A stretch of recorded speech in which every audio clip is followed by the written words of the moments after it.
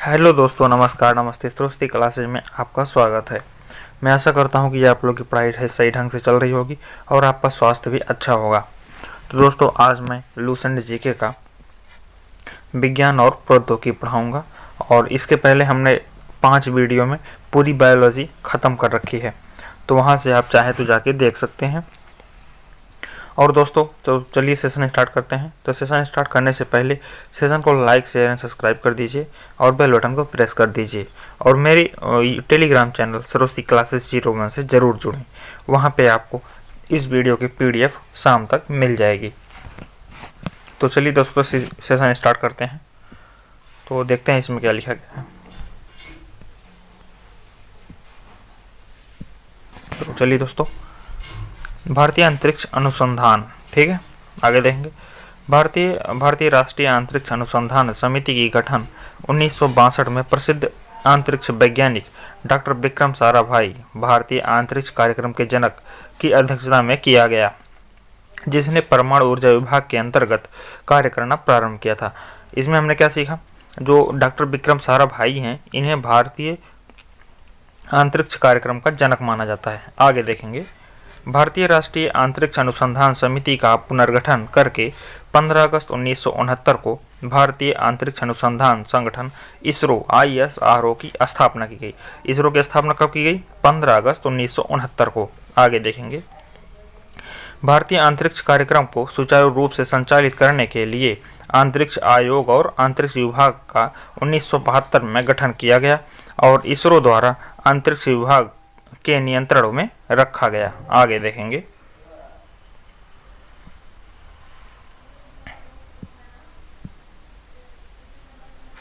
तो चलिए, वस्तुतः भारतीय अंतरिक्ष कार्यक्रम की शुरुआत नवंबर 1963 में तिरुवनंतपुरम स्थित सेंट मैरी मैगडेलेन चर्च के एक कमरे में हुई थी। 21 नवंबर 1963 को देश का पहला साउंडिंग रॉकेट नाइक एपास अमेरिकी निर्मित को थुम्बा भूमध्य रेखीय रॉकेट प्रक्षेपण केंद्र से प्रक्षेपित किया गया था। अब देखेंगे आगे। अंतरिक्ष विज्ञान के क्षेत्र में कुछ महत्वपूर्ण घटनाएं हम देखेंगे।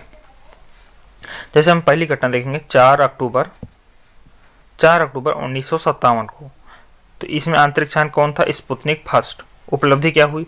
पूर्व सोवियत संघ द्वारा अंतरिक्ष में प्रमोचित सबसे पहला उपग्रह, मतलब पूर्व सोवियत संघ जो प्रेजेंट टाइम रूस है, इसके द्वारा सबसे पहले अंतरिक्ष यान जो है भेजा गया था 10 अक्टूबर 1957 को और स्पुतनिक 1 द्वारा। ठीक है, आगे देखेंगे।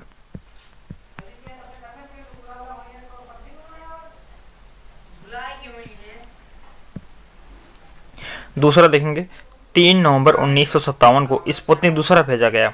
अंतरिक्ष में जीवित कुत्ते लाइका को ले जाने वाला पहला उपग्रह। अब दूसरा देखेंगे। 18 दिसंबर 1958 को स्कोर भेजा गया। अंतरिक्ष में स्थापित पहला संचार उपग्रह।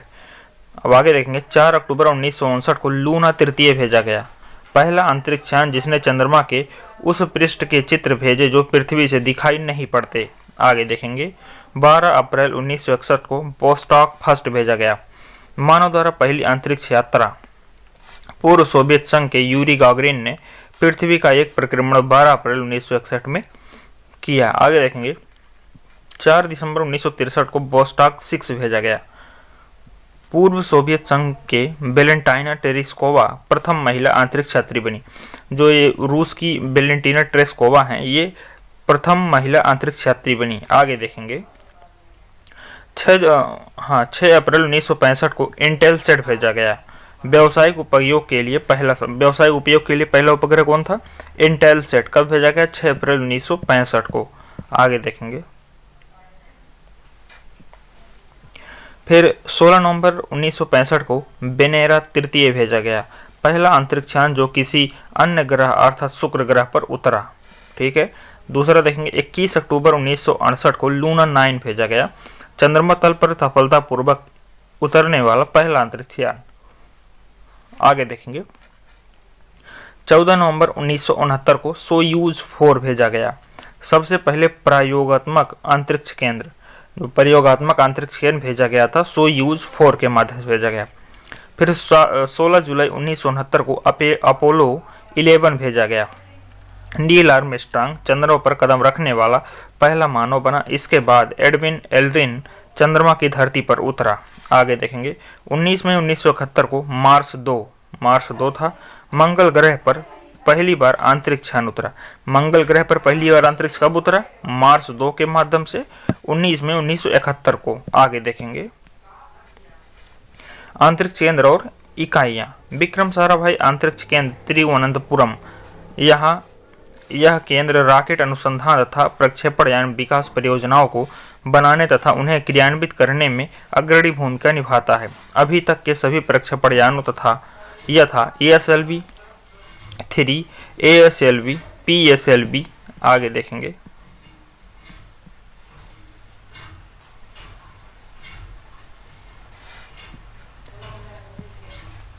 एवं GSLV को इसी केंद्र में विकसित किया गया है।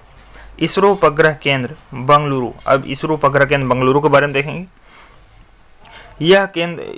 इस केंद्र में उपग्रह परियोजनाओं के डिजाइन, निर्माण, परीक्षण और प्रबंध कार्य किए जाते हैं। आगे देखेंगे अंतरिक्ष उपयोग केंद्र अहमदाबाद SAC। इस केंद्र के प्रमुख कार्यों में दूरसंचार व टेलीविजन में उपग्रह का प्रयोग, प्राकृतिक संसाधनों के सर्वेक्षण और प्रबंध के लिए दूर संवेदन, मौसम विज्ञान, भूमापन, पर्यावरण पर्यवेक्षण आदि शामिल हैं। आगे देखेंगे सार SHAR केंद्र श्रीहरिकोटा में है। यह इसरो का प्रमुख प्रक्षेपण केंद्र है जो आंध्र प्रदेश के पूर्वी तट पर स्थित है। इस केंद्र में भारतीय प्रक्षेपण यान के ठोस ईंधन रॉकेट के विभिन्न चरणों का पृथ्वी पर प्रक्षेपण प्रणोदक का प्रसंस्करण भी किया जाता है। आगे देखेंगे अब हम देखेंगे द्रव प्रणोदक केंद्र LPSC। आगे देखेंगे तिरुवनंतपुरम, बंगलौर और महेंद्रगिरी तमिलनाडु में इस केंद्र की शाखाएं हैं। यह केंद्र इसरो के उपग्रह प्रक्षेपण यानों तथा उपग्रहों के लिए द्रव ईंधन से चलने वाली चालक नियंत्रण प्रणाली और इंजनों के डिजाइन, विकास और आपूर्ति के लिए कार्यरत है। महेंद्रगिरी में द्रव ईंधन से चलने वाली रॉकेट इंजनों का परीक्षण सुविधा उपलब्ध है। आगे देखेंगे इसरो टेलीमेट्री निगरानी नियंत्रण नेटवर्क, इसके बारे में देखेंगे। यह नेटवर्क का मुख्यालय इस नेटवर्क का मुख्यालय तथा उपग्रह नियंत्रण केंद्र बंगलुरु में स्थित है। श्रीहरिकोटा, तिरुवनंतपुरम, बंगलुरु, लखनऊ, पोर्ट ब्लेयर और मॉरिशस में इसके भूकेंद्र हैं। इसका प्रमुख कार्य इसरो के प्रक्षेपण यानों एवं उपग्रह मिशनों तथा अन्य अंतरिक्ष एजेंसियों को टेलीमेट्री निगरानी और नियंत्रण सुविधाएं प्रदान करना है। ठीक है, अब आगे देखेंगे मुख्य नियंत्रण सुविधा हासन MCF। इनसैट उपग्रह के प्रक्षेपण के बाद की सभी गतिविधियां यथा उपग्रह को कक्षा में स्थापित करना, केंद्र से उपग्रह का नियमित संपर्क स्थापित करना तथा कक्षा में उपग्रह के सभी क्रियाओं पर निगरानी एवं नियंत्रण का दायित्व कर्नाटक के हासन स्थित मुख्य नियंत्रण सुविधा के पास है। इसरो का दूसरा मुख्य नियंत्रण सुविधा केंद्र मध्य प्रदेश के भोपाल में 11 अप्रैल 2005 को स्थापित किया गया। आगे देखेंगे इसरो जड़त्व प्रणाली इकाई तिरुवनंतपुरम। इसरो की इस इकाई का प्रमुख कार्य प्रक्षेपण यानों और उपग्रहों के लिए जड़त्व प्रणाली का विकास करना है। आगे देखेंगे भौतिक अनुसंधान प्रयोगशाला अहमदाबाद अंतरिक्ष विभाग के अंतर्गत कार्यरत इस संस्थान अंतरिक्ष तथा संबद्ध विज्ञान में अनुसंधान एवं विकास करने वाले प्रमुख राष्ट्रीय केंद्र हैं। अब अगला देखेंगे राष्ट्रीय दूर संवेदी एजेंसी हैदराबाद। अंतरिक्ष विभाग के अंतर्गत कार्यरत यह एजेंसी उपग्रह से प्राप्त आंकड़ों का उपयोग करके पृथ्वी के संसाधनों की पहचान, वर्गीकरण और निगरानी करने की जिम्मेदारी निभाती है। इसका प्रमुख केंद्र बालानगर में है। इसके अतिरिक्त देहरादून स्थित भारतीय दूर संवेदी संस्थान भी राष्ट्रीय दूर संवेदी एजेंसी का ही एक अंग है। अब हम देखेंगे प्रमुख भारतीय उपग्रह, जो भारत के प्रमुख उपग्रह हैं उनके बारे में देखेंगे। आर्यभट्ट स्वदेशी तकनीक से निर्मित प्रथम भारतीय उपग्रह आर्यभट्ट को 19 अप्रैल 1975 को पूर्व सोवियत संघ के बैकानूर अंतरिक्ष केंद्र से इंटरकॉस्मोस प्रक्षेपण यान द्वारा पृथ्वी के निकट वृत्तीय कक्षा में 594 किलोमीटर की ऊंचाई पर सफलतापूर्वक स्थापित किया गया। इसका वजन 360 किलोग्राम था। इस अभियान के 3 प्रमुख लक्ष्य थे: वायु विज्ञान प्रयोग, सौर भौतिकी प्रयोग और एक्स किरण खगोलिकी।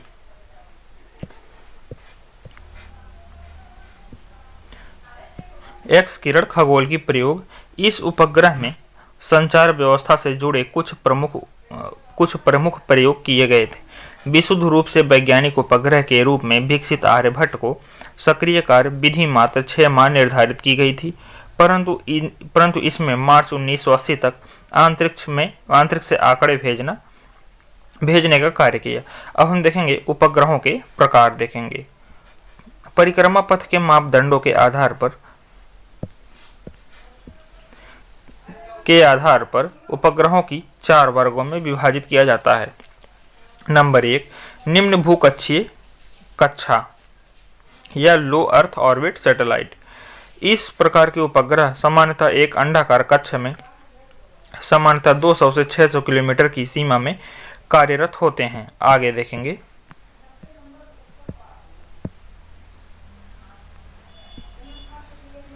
सौर तुल्यकालिक कक्षीय उपग्रह। इस प्रकार के उपग्रह निकट वृत्तीय ध्रुवीय कक्षा में उत्तर से दक्षिण की ओर चलते हुए एक निश्चित ऊंचाई 500 से 1000 किलोमीटर पर अपना कार्य करते हैं।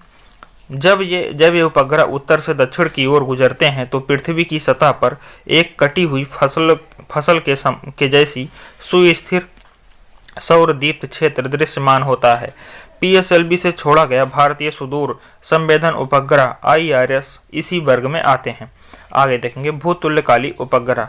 यह उपग्रह एक वृत्ताकार विषुवतीय कक्षा में 36,000 किलोमीटर की निश्चित ऊंचाई पर 24 घंटे में एक बार पृथ्वी की परिक्रमा करते हैं। चूंकि पृथ्वी भी अपनी इसी धुरी पर इतने ही समय परिभ्रमण करती है, अतः यह पृथ्वी के सापेक्ष स्थिर प्रतीत होते हैं। इनसेट श्रेणी की उपग्रह इसी वर्ग में आते हैं। अब अगला देखेंगे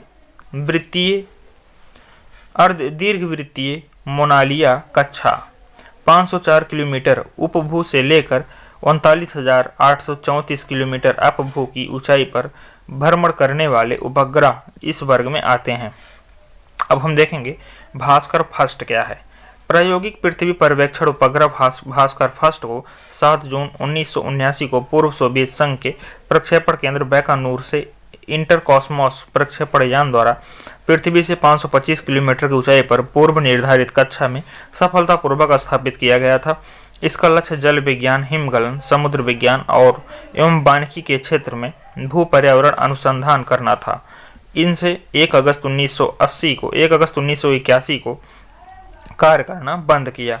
आगे देखेंगे भास्कर 2। भास्कर 1 के संशोधित प्रतिरूप भास्कर 2 को भी रूसी प्रक्षेपण केंद्र बैकानूर से ही 20 नवंबर 1981 को पृथ्वी से 525 किलोमीटर ऊंचाई पर स्थापित किया गया था। आगे देखेंगे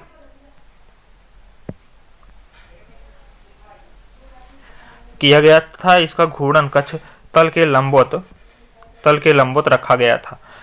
समीर उपकरण के कारण भास्कर 2 द्वारा समुद्री सतह का माप, सामुद्रिक स्थिति, बर्फ गिरने व पिघलने आदि जैसी अनेक घटनाओं का व्यापक विश्लेषण किया गया। अब हम देखेंगे रोहिणी श्रृंखला क्या है। रोहिणी उपग्रह श्रृंखला के अंतर्गत भारतीय प्रक्षेपण केंद्र श्रीहरिकोटा से भारतीय प्रक्षेपण यान SLV-3 द्वारा 4 उपग्रह प्रक्षेपित किए गए। इस श्रृंखला के उपग्रहों के प्रक्षेपण का मुख्य उद्देश्य भारत के प्रथम उपग्रह प्रक्षेपण यान SLV-3 का परीक्षण करना था। इस अभियान का प्रथम एवं तृतीय प्रायोगिक परीक्षण असफल रहा है। इस अभियान के द्वितीय प्रायोगिक परीक्षण में रोहिणी RAS फर्स्ट को 18 जुलाई 1980 को श्रीहरिकोटा से SLV-3 प्रक्षेपण यान से सफलतापूर्वक प्रक्षेपित किया गया। आगे देखेंगे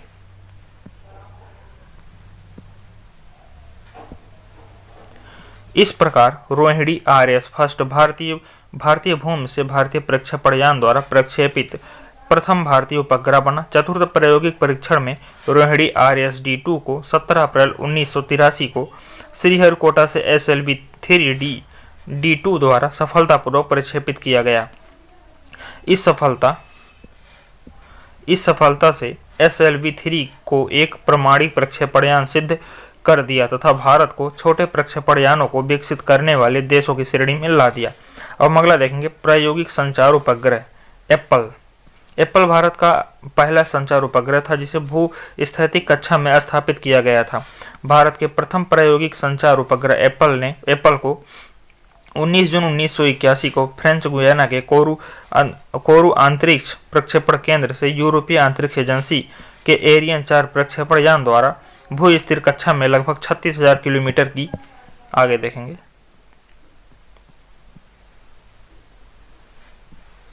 36,000 किलोमीटर की ऊंचाई पर स्थापित किया गया था। इस उपग्रह का उपयोग राष्ट्रीय संचार व्यवस्था को आधुनिक बनाने, घरेलू संचार व्यवस्था, रेडियो नेटवर्क, डाटा संप्रेषण, दूर दराज के क्षेत्रों में संचार व्यवस्था स्थापित करने, भूस्थैतिक कक्षा में उपग्रहों के प्रक्षेपण की तकनीक का ज्ञान प्राप्त करने तथा संचार के लिए प्रयुक्त सी बैंड ट्रांसपोंडर का प्रयोग आदि में किया गया। एप्पल से प्राप्त तकनीकी अनुभव ने इनसैट श्रृंखला के निर्माण एवं विकास में महत्वपूर्ण भूमिका निभाई। अगला देखेंगे विस्तारित रोहिणी उपग्रह श्रृंखला या SROS SROSS।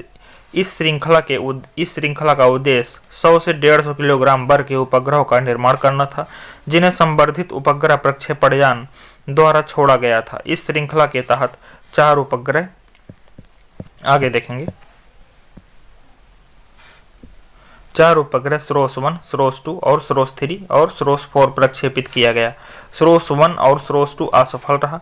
अब हम देखेंगे भारतीय राष्ट्रीय उपग्रह या इनसैट प्रणाली। भारतीय राष्ट्रीय उपग्रह प्रणाली अर्थात इनसैट प्रणाली एक बहुउद्देशीय कार्यरत उपग्रह प्रणाली है जो एशिया प्रशांत क्षेत्र में सबसे बड़ी घरेलू संचार उपग्रह प्रणालियों में से एक है।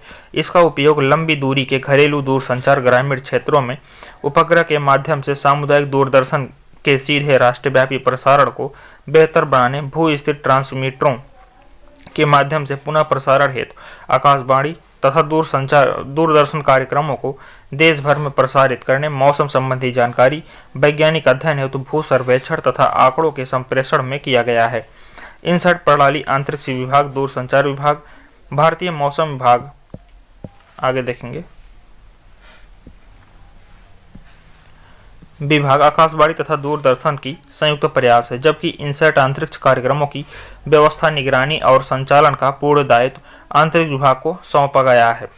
इनसैट प्रणाली के प्रथम पीढ़ी के 4 उपग्रह INSAT 1A, INSAT 1B, 1C, 1D, द्वितीय पीढ़ी के 5 उपग्रह INSAT 2A, 2B, 2C, 2D, 2E, तृतीय पीढ़ी में 5 उपग्रह 3A, 3B, 3C, 3D, 3E और चौथी उपग्रह में 7 उपग्रहों के प्रक्षेपण की योजना बनाई गई। चौथी पीढ़ी में उपग्रह 4A, 4B, 4C तथा 4CR का प्रक्षेपण हो चुका है। अब हम देखेंगे भारतीय दूर संवेदी उपग्रह प्रणाली बारे में देखेंगे।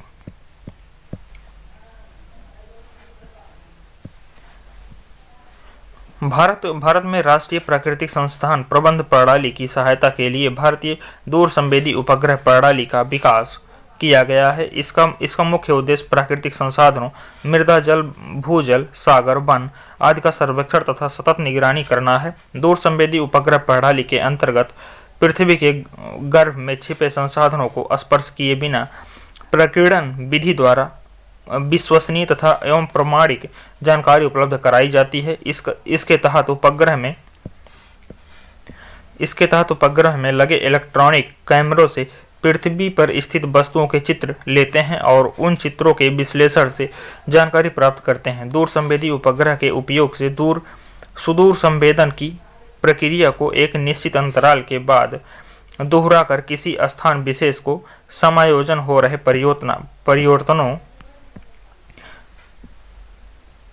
समयानुसार हो रहे परिवर्तनों का बारीकी से अध्ययन किया जा सकता है। वर्तमान में IRS उपग्रह किसी विशेष स्थान पर लगभग प्रत्येक 3 सप्ताह के बाद गुजरता है।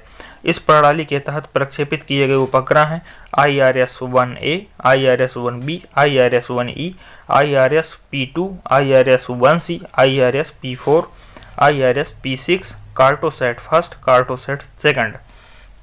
अब हम देखेंगे कार्टोसैट फर्स्ट देश का प्रथम मैपिंग सैटेलाइट। ये जो कार्टोसैट फर्स्ट है ये देश का प्रथम मैपिंग सैटेलाइट है। अब हम देखेंगे मैटसैट। मैटसेट भारतीय अंतरिक्ष कार्यक्रम के तहत अंतरिक्ष अनुसंधान संगठन इसरो ने 12 सितंबर 2002 को श्रीहरिकोटा आंध्र प्रदेश के सतीश धवन अंतरिक्ष केंद्र से ध्रुवीय उपग्रह प्रक्षेपण यान C4 के माध्यम से देश के पहले मौसम संबंधी विशिष्ट उपग्रह मैटसेट को भूस्थैतिक स्थानांतरण कक्षा में सफलतापूर्वक स्थापित किया। यह पहला मौका था जब किसी भारतीय अंतरिक्ष यान ने 1000 किलोमीटर से अधिक भार के उपग्रह को भूस्थैतिक कक्षा या भूस्थैतिक कक्षा से तात्पर्य है कि जिस गति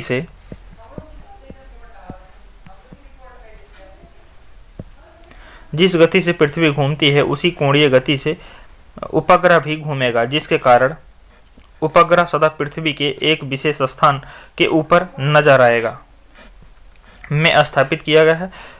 इससे पूर्व सभी उपग्रह केवल ध्रुवीय कक्षा में ही स्थापित किया गया है। मैटसेट की कक्षा दीर्घवृत्ताकार है। इसमें पृथ्वी से निकटतम बिंदु 250 किलोमीटर की दूरी पर स्थित है, जबकि अधिकतम दूरी पर स्थित बिंदु 36,000 किलोमीटर की दूरी पर है। यह पहला अवसर था जब भारत ने मौसम संबंधी जानकारी प्राप्त करने के लिए स्वदेशी प्रक्षेपण यान से विशेष मौसम उपग्रह प्रक्षेपित किया।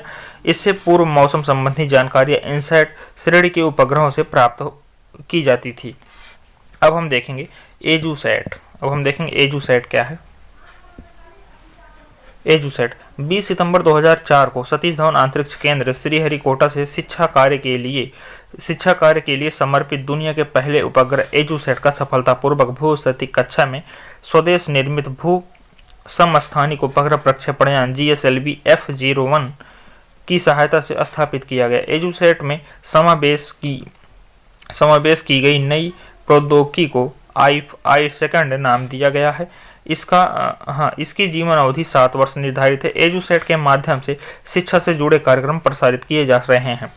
अब हम नोट देखेंगे। एजूसैट को प्रक्षेपित करने वाले प्रक्षेपण यान का निर्माण विक्रम साराभाई स्पेस सेंटर तिरुवनंतपुरम में किया गया है तथा एजूसैट का निर्माण इसरो के बंगलुरु स्थित केंद्र में किया गया है।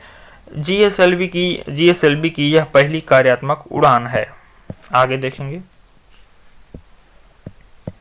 अब हम देखेंगे हैमसैट। PSLV C6 द्वारा कार्टोसैट फर्स्ट के साथ ही संचार उपग्रह हैमसैट को एक अतिरिक्त उपग्रह के रूप में 5 मई 2005 को छोड़ा गया था। हैमसैट एक छोटे आकार का उपग्रह है जिसका उद्देश्य देश और विश्व के शौकिया रेडियो हैम ऑपरेटरों का उपग्रह आधारित रेडियो सेवा मुक्त उपलब्ध कराना है।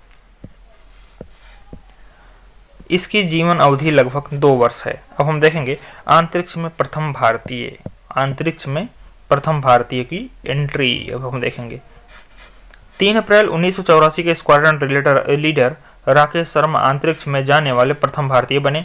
वे 2 अन्य सोवियत अंतरिक्ष यात्रियों के साथ सोयूज T2 अंतरिक्ष यान में कजाकिस्तान में बैकानूर कॉस्मोड्रोम से अंतरिक्ष में गए। स्क्वाड्रन लीडर राकेश शर्मा 11 अप्रैल 1984 को सुरक्षित पृथ्वी पर वापस लौट आए। आगे देखेंगे। तत्कालीन प्रधानमंत्री इंदिरा गांधी जी ने सोवियत अंतरिक्ष केंद्र पर स्क्वाड्रन लीडर राकेश शर्मा से बातचीत की। उसने पूछा, अंतरिक्ष से भारत कैसा दिखता है? शर्मा का उत्तर था, सारे जहां से अच्छा। ये प्रथम भारतीय थे जो कि अंतरिक्ष में गए थे। अब यहाँ पे देख लेते हैं अंतरिक्ष यात्रियों के अलग अलग नाम। जैसे यूएसए का अगर कोई व्यक्ति आता है तो उसे एस्ट्रोनॉट कहा जाता है। रूस का कोई जाएगा तो उसे कहते हैं कॉस्मोनाइट्स। ठीक है, आगे देखें। और चीन का कोई जाएगा तो उसको कहते हैं टाइकोनाइट्स। रूस का कॉस्मोनाइट्स, यूएसए का एस्ट्रोनॉट्स और चीन का टाइकोनाइट्स। अब हम आगे देखेंगे। अंतरिक्ष में मानव भेजने वाला भारत 14वां राष्ट्र बना और स्क्वाड्रन लीडर राकेश शर्मा अंतरिक्ष में जाने वाले 139वें अंतरिक्ष यात्री बने। अंतरिक्ष में जाने वाला प्रथम भारतीय मूल का प्रथम महिला कल्पना चावला थी, जिनकी मृत्यु 1 फरवरी 2003 को अंतरिक्ष यान कोलंबिया के मिशन STS-107 के वातावरण में पुनः प्रवेश के कुछ देर पश्चात नष्ट हो जाने से हो गई। अब हम देखेंगे चंद्रयान फर्स्ट। चंद्रमा के लिए भारत का पहला मिशन चंद्रयान फर्स्ट है। यह विश्व का 68वां चंद्र अभियान है। भारत ने अपने पहले चंद्रयान का प्रक्षेपण श्रीहरिकोटा के सतीश धवन अंतरिक्ष केंद्र से 22 अक्टूबर 2008 को ध्रुवीय उपग्रह प्रक्षेपण वाहन PSLV C-11 के जरिए किया। प्रथम चंद्रमा अभियान सोवियत संघ ने 2 जनवरी 1959 को भेजा था। वह द्वितीय चंद्रमा अभियान 3 मार्च 1959 को अमेरिका ने भेजा। मतलब जो प्रथम चंद्रमा अभियान था सबसे पहले किसने भेजा? रूस ने भेजा। कब भेजा? 2 जनवरी 1959 को। और उसके बाद अमेरिका ने भेजा 3 मार्च 1959 को। ठीक है, आगे देखेंगे।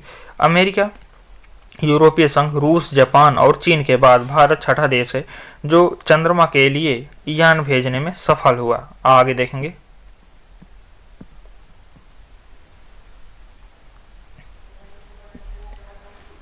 ग्यारह पेलोड युक्त चंद्रयान फर्स्ट से सिग्नल प्राप्त करने के लिए 32 मीटर व्यास के एक विशाल एंटीना की स्थापना कर्नाटक के बेंगलोर से 40 किलोमीटर दूर बेलालू में की गई थी। यह प्रथम अवसर था जब एक साथ 11 उपकरण विभिन्न अध्ययनों के लिए किसी यान के साथ भेजे गए थे।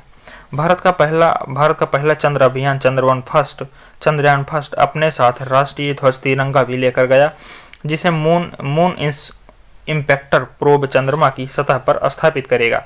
अब हम देखेंगे भारत का मंगल मिशन। भारतीय वैज्ञानिकों द्वारा पूर्ण रूप से तैयार मंगल मिशन जिसे मंगलयान नाम दिया गया है, 24 सितंबर 2014 को सुबह 8 बजे मंगल की कक्षा में प्रवेश कर गया। इसके साथ ही अपने पहले प्रयास में मंगल पर पहुंचने वाला भारत विश्व का प्रथम देश बन गया। इसरो द्वारा मंगलयान नामक अपनी अंतरिक्ष परियोजना के अंतर्गत 5 नवंबर 2013 को मंगल ग्रह की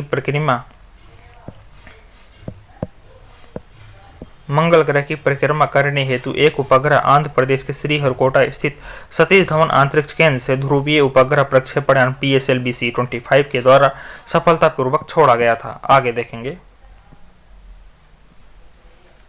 अमेरिका, रूस और यूरोपीय संघ के बाद भारत मंगल कक्षा में प्रवेश करने वाला पहला देश बन गया। भारत मध्य एशिया का पहला देश था जो मंगल की कक्षा में दाखिल हुआ। नासा, ESA और रॉसकॉस्मॉस के बाद इसरो मंगल ग्रह की कक्षा में प्रवेश करने वाला चौथा स्पेस एजेंसी था। नासा कहाँ का है? अमेरिका का है। ESA कहाँ का है? यूरोपीय एजेंसी है। और रॉसकॉस्मॉस किसका है? ये रसिया का है। और इसरो भारत का है। मंगल मिशन की कुल लागत 450 करोड़ रुपए थी। मंगलयान मंगल ग्रह से निकटतम स्थिति में आने पर मात्र 365 किलोमीटर दूर रहेगा, जबकि सबसे दूर होने पर 8000 किलोमीटर दूर रहेगा। मंगलयान में लगे उपकरणों का उपयोग भविष्य में मौसम, जमीन, खेती और संचार उपग्रहों में किया जा सकेगा। आगे देखेंगे। प्रक्षेपण यान प्रौद्योगिकी ESLV-3 सैटेलाइट लॉन्च व्हीकल 3। साधारण क्षमता वाले SLV-3 के विकास से भारत ने प्रक्षेपण यान प्रौद्योगिकी के क्षेत्र में कदम रखा तथा 18 जुलाई 1980 को SLV-3 का सफल प्रायोगिक परीक्षण करके अपने योग्यता को सिद्ध करते हुए स्वयं को अंतरिक्ष क्लब का छठा सदस्य बना लिया है।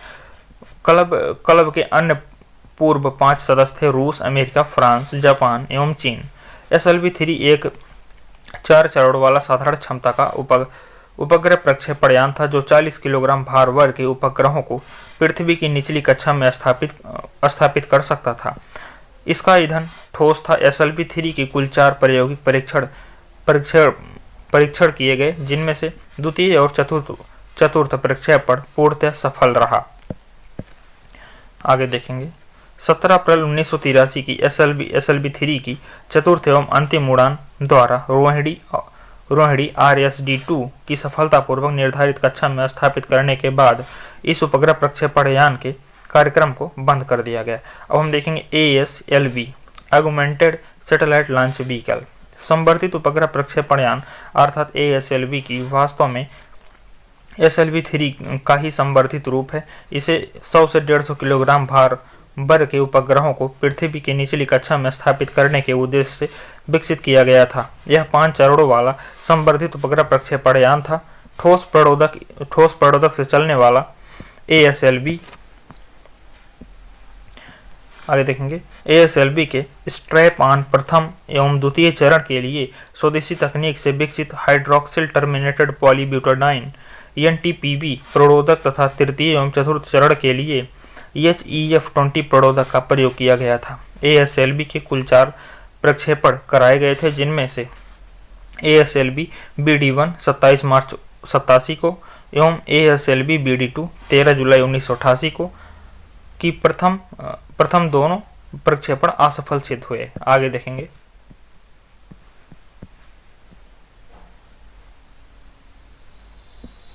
अब हम देखेंगे PSLV polar satellite launch vehicle. 1200 kilometre भार वर्ग तक के दूर संवेदी उपग्रह को 900 किलोमीटर ऊंचाई तक ध्रुवीय सूर्य तुल्यकाली या समकाली कक्षा में स्थापित करने के उद्देश्य से PSLV का देश में विकास किया गया है। PSLV एक 4 चरणों वाला ध्रुवीय उपग्रह प्रक्षेपणयान है, जिसके प्रथम एवं तृतीय चरण में ठोस प्रणोदक तथा द्वितीय और चौथे चरण में द्रव प्रणोदक का उपयोग किया गया है। ठोस प्रणोदकों के अंतर्गत हाइड्रोक्सिल टर्मिनेटेड पॉलीब्यूटाडाइन STPB का ईंधन के रूप में तथा अमोनियम परक्लोरेट का ऑक्सीकरण के रूप में प्रयोग किया गया है, जबकि द्रव प्रणोदक के रूप में मुख्य रूप से अनसिमेट्रिकल डाइमिथाइल हाइड्राजाइन एवं EN2O4 का प्रयोग किया जाता है, जो कमरे के ताप पर द्रवीभूत रहता है। आगे देखेंगे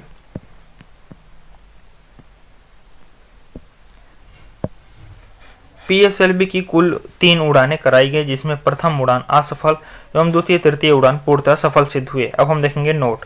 PSLV C3 द्वारा प्रक्षेपित भारतीय दूर संवेदी प्रौद्योगिकी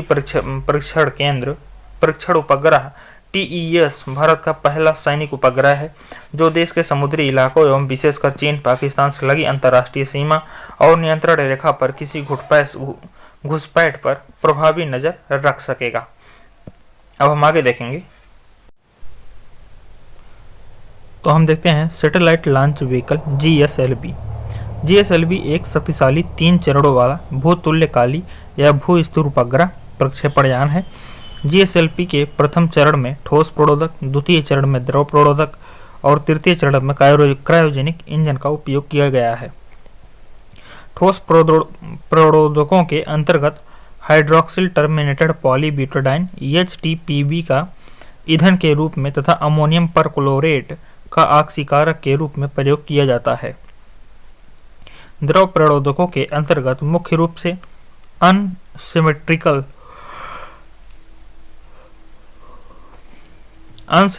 डाई मिथाइल हाइड्राजाइन UDMH एवं N2O4 का प्रयोग किया जाता है, जो कमरे के ताप पर द्रवीभूत रहता है। क्रायोजेनिक तकनीक में प्रणोदक के रूप में अत्यंत निम्न ताप पर द्रव हाइड्रोजन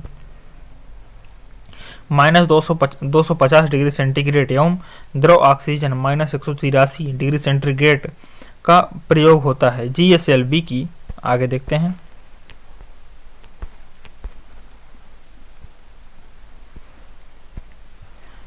GSLV की पहली विकासात्मक परीक्षण उड़ान 28 मार्च 2001 को असफल रही थी।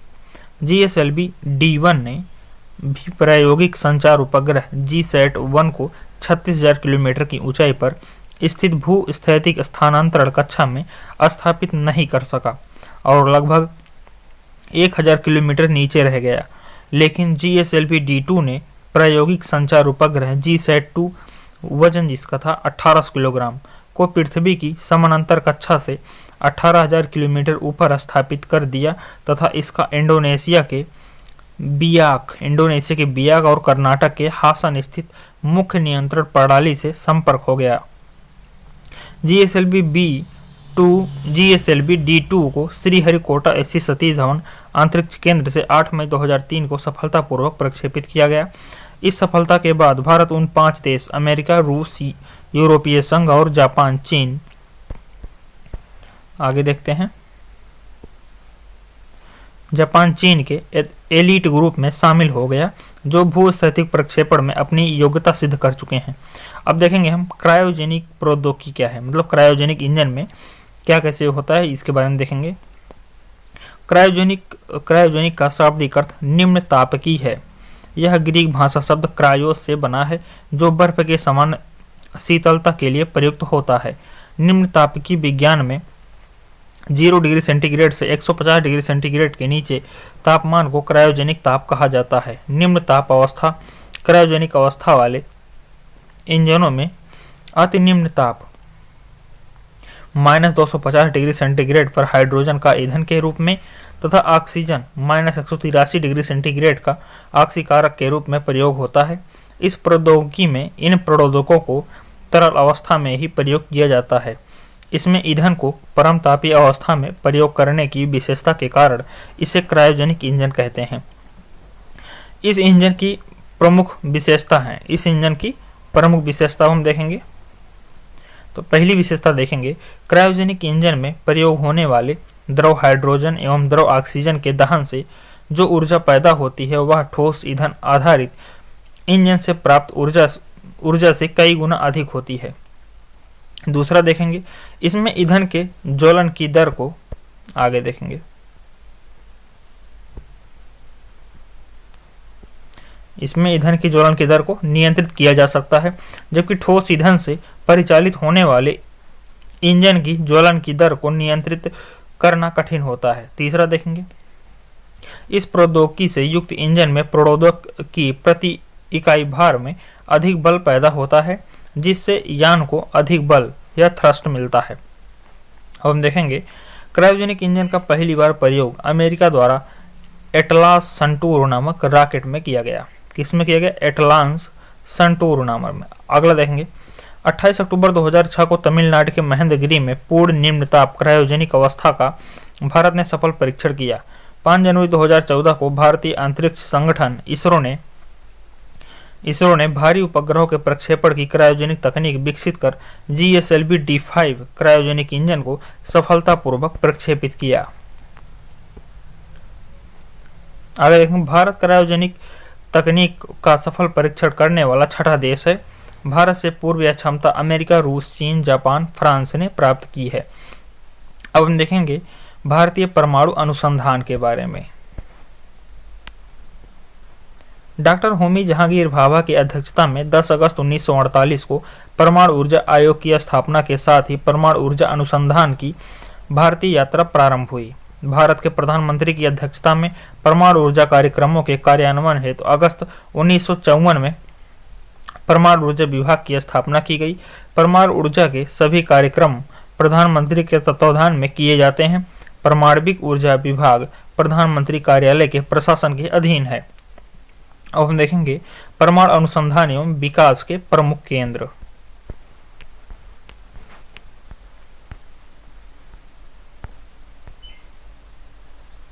तो पहले देखेंगे भाभा परमाणु अनुसंधान केंद्र बार्क। ट्राम्बे में स्थापित भाभा परमाणु अनुसंधान केंद्र परमाणु विज्ञान एवं संबद्ध क्षेत्र में कार्यरत देश के प्रमुख अनुसंधान केंद्र है। बार्क परमाणु विद्युत कार्यक्रम तथा उद्योग एवं खनिज के क्षेत्र की इकाइयां अनुसंधान एवं विकास में सहायता प्रदान करता है। इस केंद्र ने उद्योग, औषधि एवं कृषि के क्षेत्र में रेडियो आइसोटोप के चिकित्सीय उपयोगों सहित परमाणु ऊर्जा के शांतिपूर्ण कार्यों में उपयोग की प्रौद्योगिकी का विकास किया है। आगे देखेंगे, प्रायोगिक रिएक्टरों को जीरो पावर रिएक्टर भी कहते हैं, क्योंकि इसका इस्तेमाल ऊर्जा प्राप्ति की अपेक्षा नाभिकीय अनुसंधान के लिए खास तौर पर किया जाता है। आगे देखेंगे,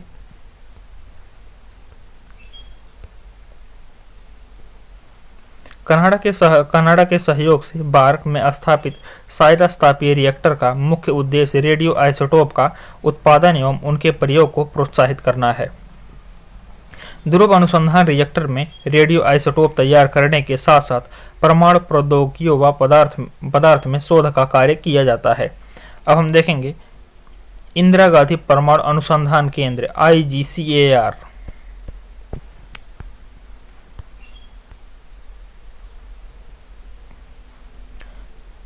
वर्ष 1971 में कलपक्कम में इस केंद्र की स्थापना की गई। इस केंद्र का प्रमुख कार्य फास्ट ब्रीडर रिएक्टर के संबंध में अनुसंधान एवं विकास करना है। इस केंद्र में स्थापित फास्ट ब्रीडर टेस्ट रिएक्टर विश्व में अपनी तरह का पहला रिएक्टर है, जो प्लूटोनियम यूरेनियम मिश्रित कार्बाइड ईंधन का ईंधन को काम में लाता है। फास्ट ब्रीडर टेस्ट रिएक्टर में कुछ विशेषताएं निम्न हैं। अब हम विशेषताएं देखेंगे। तो विशेषताएं देखने से पहले हम देख लेते हैं बार के परमाणु रिएक्टर, जो भाभा अनुसंधान रिसर्च सेंटर है उसके जो परमाणु रिएक्टर है उनके बारे में जान लेते हैं। जैसे पहला देखेंगे अप्सरा, ये 1956 में बना और इसकी क्षमता कितनी है, 1 मेगावाट की। दूसरा देखेंगे साइरस, 1960 में बना, 40 मेगावाट। तीसरा देखेंगे जर्लिना, 1961 में बना और ये 00 क्षमता मेगावाट का है। फिर देखेंगे पूर्णिमा फर्स्ट, ये 1972 में 0 मेगावाट। फिर पूर्णिमा द्वितीय 1984 में भी 0 मेगावाट, और पूर्णिमा तृतीय 1990 में ये भी 0 वाट, और ध्रुव 1985 में ये 100 मेगावाट का है। आगे देखेंगे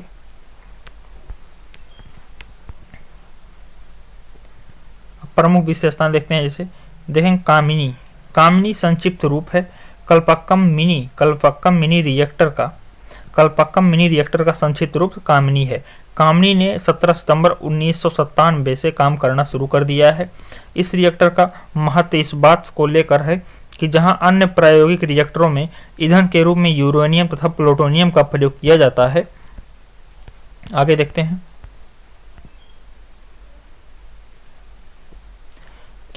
वहीं कामिनी थोरियम 31 का उपयोग ईंधन के रूप में करेगा। स्मरणीय है कि कामिनी थोरियम यूरेनियम 233 ईंधन चक्र का उपयोग करने वाला विश्व का प्रथम रिएक्टर है। इस रिएक्टर का उपयोग अनुसंधान के अतिरिक्त अपराधियों को पकड़ने में भी किया जाएगा, क्योंकि इसके द्वारा फिंगरप्रिंट का मिलान करना बड़ा सरल हो जाएगा। पहला देखेंगे, इसमें श्रृंखलागत अभिक्रिया को तीव्र न्यूट्रॉनों के माध्यम से निरंतर जारी रखा जाता है। ताप रिएक्टर को अपेक्षा इसमें विखंडित न्यूट्रॉनों की संख्या अत्यधिक होती है। फास्ट ब्रीडर टेस्ट रिएक्टर में प्राकृतिक यूरेनियम का प्रयोग ताप रिएक्टर की अपेक्षा 60 से 70 गुना ज्यादा होता है। आगे देखेंगे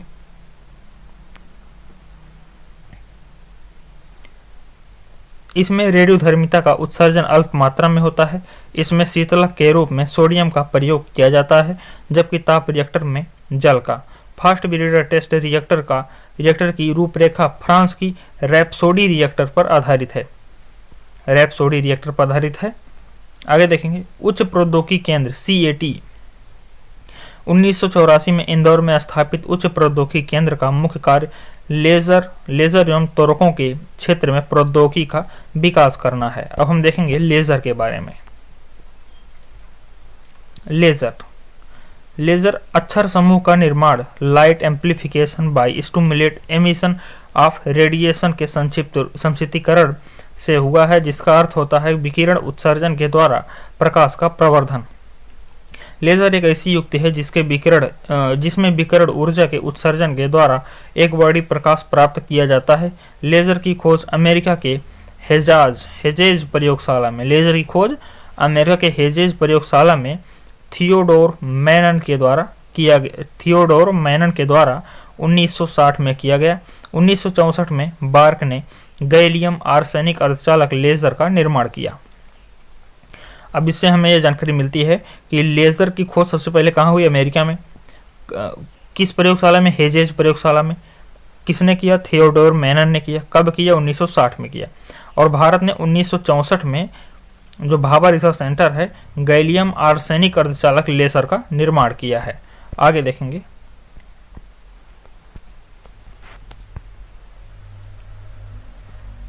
अब देखेंगे परमाणु ऊर्जा विभाग की अन्य प्रमुख इकाइयां, जैसे संस्थान का नाम और अधिस्थिति। परमाणु पदार्थ निदेशालय ये कहाँ है, हैदराबाद में। गुरु जल बोर्ड मुंबई में। नाभिकीय ईंधन परिसर हैदराबाद में। भारतीय नाभिकीय ऊर्जा कॉर्पोरेशन लिमिटेड मुंबई में। भारत यूरेनियम निगम लिमिटेड जादूगोड़ा में। भारतीय रेयर अर्थ लिमिटेड मुंबई में। विकिरण और आइसोटोप प्रौद्योगिकी बोर्ड मुंबई में है। आगे देखेंगे परिवर्तनीय ऊर्जा साइक्लोट्रॉन केंद्र। यह केंद्र परमाणु भौतिकी, परमाणु रसायन शास्त्र, विभिन्न उद्योगों के लिए रेडियो समस्थानिकों के उत्पादन एवं रिएक्टरों को विभिन्न स्तरों से होने वाली क्षति के उच्च अध्ययन का राष्ट्रीय केंद्र है। इसका मुख्यालय कोलकाता में है। भारत के परमाणु विद्युत ग्रह परमाणु विद्युत उत्पादन के प्रबंधन के लिए 1987 में भारतीय परमाणु विद्युत केंद्र निगम लिमिटेड की स्थापना की गई है। आगे देखेंगे, तारापुर परमाणु विद्युत गृह संयुक्त राज्य अमेरिका की सहायता से स्थापित भारत का पहला परमाणु विद्युत संयंत्र है। यह अमेरिका से आयातित एवं संवर्धित यूरेनियम का ईंधन के रूप में प्रयोग होता है। इस विद्युत गृह के लिए आवश्यक ईंधन की आपूर्ति अंतिम समय तक संयुक्त राज्य अमेरिका द्वारा की जाएगी। रावत भाटा परमाणु विद्युत गृह प्रारंभ में कनाडा के सहयोग से शुरू किया गया था। बाद में यह परियोजना स्वदेशी तकनीक से पूरी की गई। वर्तमान में यह भारत का सबसे बड़ा न्यूक्लियर पार्क है। आगे देखेंगे, अब हम देखेंगे भारत के परमाणु विद्युत गृह, जो भारत में परमाणु विद्युत घर हैं, अब हम उनके बारे में देखेंगे।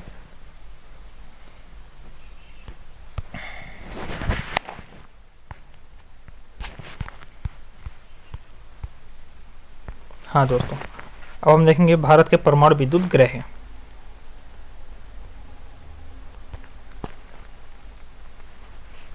जैसे एक एक करके देखेंगे। ये रहा कार्यरत और परमाणु विद्युत गृह स्थिति, निर्माण वर्ष और क्षमता कि मतलब कितनी बिजली वो बना सकते हैं। अब हम पहला देखेंगे तारापुर परमाणु विद्युत गृह 1 और 2। ये महाराष्ट्र में है, 1972 में बना और 320 मेगावाट बिजली पैदा करते हैं। दूसरा देखेंगे राजस्थान परमाणु विद्युत गृह 1, 2 और 3। ये रावत भाटा राजस्थान में है। 1 और 2 तो 72 में बने और तीसरा 1999 में बना। ये एक 400 पहला और दूसरा 440 मेगावाट का और दूसरा 220 मेगावाट का। उसी प्रकार तीसरा देखेंगे मद्रास परमाणु विद्युत गृह 1 और 2। ये कलपक्कम तमिलनाडु में है, 1983 में स्थापना हुआ, 470 मेगावाट। अब देखेंगे नरोरा परमाणु विद्युत गृह 1 और 2। ये बुलंदशहर उत्तर प्रदेश में है, 1991 में स्थापित, 470 मेगावाट। ककरा परमाणु विद्युत गृह 1 और 2। ये सूरत गुजरात में है, 1993 में बना और 220 मेगावाट। कैगा परमाणु विद्युत गृह 1 और 2। ये कर्नाटक में है, 1999 में बना, 440 वोल्ट। अब देखेंगे ये तो पूरा कार्यरत है 6। अब हम देखेंगे जो निर्माणाधीन 3 निर्माणाधीन है। जैसे ककरा परमाणु विद्युत गृह तीसरा नंबर का, ये सूरत गुजरात में है, 440 वोल्ट का मेगावाट का। और राजस्थान परमाणु विद्युत गृह 4, यह रावत भाटा राजस्थान में है, 440 मेगावाट। कुडनकुलम परमाणु विद्युत गृह 1 और 2। यह कन्याकुमारी तमिलनाडु में है, 2000 मेगावाट का। ये सबसे बड़ा है। आगे देखेंगे, अब निर्माण हेतु संस्तुति मतलब इतना का प्रस्ताव दे दिया गया है बनाने के लिए। तारापुर परमाणु विद्युत गृह 3 और 4 के लिए महाराष्ट्र में है और 1000 मेगावाट। और राजस्थान परमाणु विद्युत गृह 5, 6, 7, 8 का रावत भाटा राजस्थान में है, 2000 मेगावाट का। अब देखिए यहाँ पे नोट, विश्व का पहला परमाणु बिजली घर रूस में स्थापित किया गया और दूसरा यूएसए में। विश्व में सबसे पहले जो परमाणु बिजली घर बनाया गया सबसे पहले रूस में बनाया गया, उसके बाद यूएसए में। अब हम आगे देखेंगे परमाणु परीक्षण। अब हम देखेंगे परमाणु परीक्षण 18 मई 1974 को पोखरण जैसलमेर राजस्थान में भारत ने स्वदेशी पहला परीक्षणीय परमाणु विस्फोट किया। यह बम 12 किलो टन क्षमता का था। पहले परीक्षण के 24 वर्षों बाद पोखरण में दूसरी बार 11 मई और 13 मई 1998 को परमाणु परीक्षण किया गया, जिसे शक्ति 98 का नाम दिया गया। सब किलो टन अर्थात 1 किलो टन से कम विस्फोट का सबसे बड़ा लाभ यह होता है कि यह भारत ने समग्र परमाणु परीक्षण निषेध संधि CTBT पर हस्ताक्षर कर भी दिए तो विस्फोट तकनीकी, आगे देखेंगे, विस्फोट तकनीकी के माध्यम के बाद प्रयोगशाला में ही परीक्षणों को जारी रखा जा सकता है। शक्ति 98 योजना की सफलता का श्रेय 3 वैज्ञानिकों को संयुक्त रूप से जाता है। नंबर 1 R चिदम्बरम, दूसरा APJ अब्दुल कलाम, तीसरा अनिल काकोदकर। अब देखेंगे 1974 के परमाणु परीक्षण में मात्र प्लूटोनियम ईंधन का उपयोग हुआ था, जबकि वर्ष 1998 में परिशोषित यूरेनियम से लेकर ट्रिटियम ड्यूटेरियम तक का उपयोग किया गया। ट्रिटियम ईंधन परमाणु ऊर्जा रिएक्टरों में प्रयोग में लाए जाने वाले भारी जल से प्राप्त किया जाता है। आगे देखेंगे, अब हम देखेंगे शक्ति 98 के अंतर्गत परमाणु परीक्षण तिथि, प्रक्रिया और क्षमता। 11 मई 1998 को थर्मोन्यूक्लियर की प्रक्रिया द्वारा 43 किलोटन का क्षमता का परमाणु परीक्षण किया गया। 11 मई 1998 की हुई विखंडन विधि द्वारा 15 किलोटन फोड़ा गया और 11 मई 1998 को लो यील्ड द्वारा 0.2 किलोटन फोड़ा गया। 13 मई 1998 लो यील्ड द्वारा 0.3 किलोटन फोड़ा गया और 13 मई 1998 को फिर लो यील्ड द्वारा 0.5 किलोटन फोड़ा गया। संयुक्त राज्य अमेरिका ने जुलाई 1945 में पहला परमाणु विस्फोट व्हाइट सैंड में किया था। अब आगे देखेंगे भारतीय रक्षा प्रौद्योगिकी। रक्षा क्षेत्र में अनुसंधान एवं विकास के लिए रक्षा अनुसंधान एवं विकास संगठन की स्थापना 1958, मतलब डीआरडीओ की स्थापना कब हुई? 1958 में। इस समय इसे कुछ अन्य प्रौद्योगिकी संस्थानों के साथ मिलाकर स्थापित किया गया था। 1980 में स्वतंत्र रक्षा अनुसंधान एवं विकास विभाग को संगठित किया गया। रक्षा अनुसंधान एवं विकास संगठन डीआरडीओ के प्रमुख एवं महानिदेशक रक्षा मंत्री के वैज्ञानिक सलाहकार होते हैं। इस संगठन का मुख्यालय नई दिल्ली में है। डीआरडीओ का मुख्यालय कहाँ है? नई दिल्ली। और उसके जो अध्यक्ष और महानिदेशक हैं वो हैं जी सतीश रेड्डी, और जो रक्षा मंत्री के वैज्ञानिक सलाहकार कहलाते हैं। रक्षा उत्पादन विभाग एवं रक्षा आपूर्ति विभाग का 1984 में विलय करके रक्षा उत्पादन एवं आपूर्ति विभाग की स्थापना किया गया। अब भारतीय प्रक्षेपास्त्र कार्यक्रम, अब हम देखेंगे भारतीय प्रक्षेपास्त्र कार्यक्रम। भारत की तत्कालीन प्रधानमंत्री इंदिरा गांधी जी ने जुलाई 1983 में समेकित निर्देशित प्रक्षेपास्त्र कार्यक्रम विकास कार्यक्रम जैसे integrated guided missile development programme IGMDP का नींव रखी। इस कार्यक्रम के संचालन का दायित्व रक्षा अनुसंधान विकास संगठन मतलब डीआरडीओ को सौंपा गया। इस कार्यक्रम के अंतर्गत विकसित प्रक्षेपास्त्र का संक्षिप्त विवरण इस प्रकार है। नंबर 1, पृथ्वी। यह जमीन से जमीन पर मार करने वाली कम दूरी की बैलिस्टिक प्रक्षेपास्त्र है। पृथ्वी प्रक्षेपास्त्र का प्रथम परीक्षण फरवरी 1988 में चांदीपुर अंतरिम प्रक्षेपण केंद्र से किया गया। पृथ्वी की न्यूनतम मारक क्षमता 40 किलोमीटर तथा अधिकतम मारक क्षमता 250 किलोमीटर है। अब दूसरा है त्रिशूल। यह कम दूरी की जमीन से हवा में मार करने वाला प्रक्षेपास्त्र है। इसकी मारक क्षमता 500 मीटर से 9 किलोमीटर तक है। यह मैक 2 की गति से निशाने को भेद सकता है। अब हम आगे देखेंगे आकाश मिसाइल। आकाश, यह जमीन से हवा में मार करने वाला मध्यम दूरी का बहुलक्ष्यीय प्रक्षेपास्त्र है। इसकी मारक क्षमता 25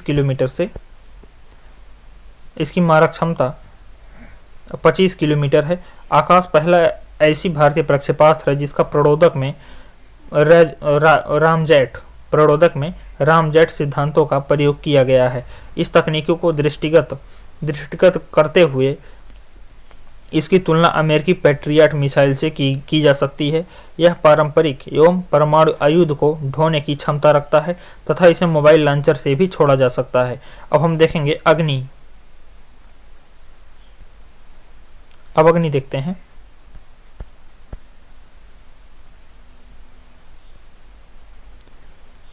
अग्नि श्रेणी में 5 प्रक्षेपास्त्र हैं।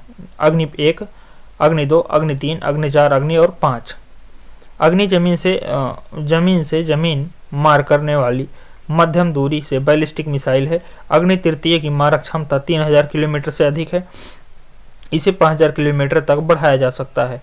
पनडुब्बी से छोड़े जाने वाले अग्नि तृतीय ESL का विकास भी किया जा रहा है। अग्नि तृतीय को पाकिस्तान के हफ्त तृतीय तथा इजराइल की जेरिको 2 के श्रेणी में रखा जाता है। अग्नि तृतीय परंपरागत एवं परमाणु दोनों प्रकार के विस्फोटों को ले जाने की क्षमता रखता है। भारत ने 15 नवंबर 2011 को इंटरमीडिएट बैलिस्टिक मिसाइल अग्नि 4 का उड़ीसा के व्हीलर द्वीप से सफलतापूर्वक परीक्षण किया है। यह प्रक्षेपास्त्र 3500 किलोमीटर तक मार करने में सक्षम है। इसमें ठोस प्ररोधक के 2 चरणों एवं पेलोड हैं। इसमें 2 स्तरीय हथियार प्रणाली है जो ठोस प्ररोधकों से चलती है। यह जमीन से जमीन पर मार करने वाली परमाणु हथियार ले जाने में सक्षम है। आगे देखेंगे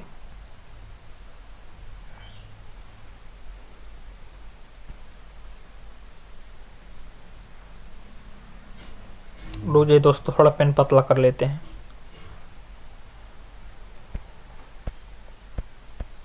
तो चलिए, भारत द्वारा 19 अप्रैल 2012 को अग्नि 5 का सफल 2012 को अग्नि 5 का सफल प्रक्षेपण किया गया।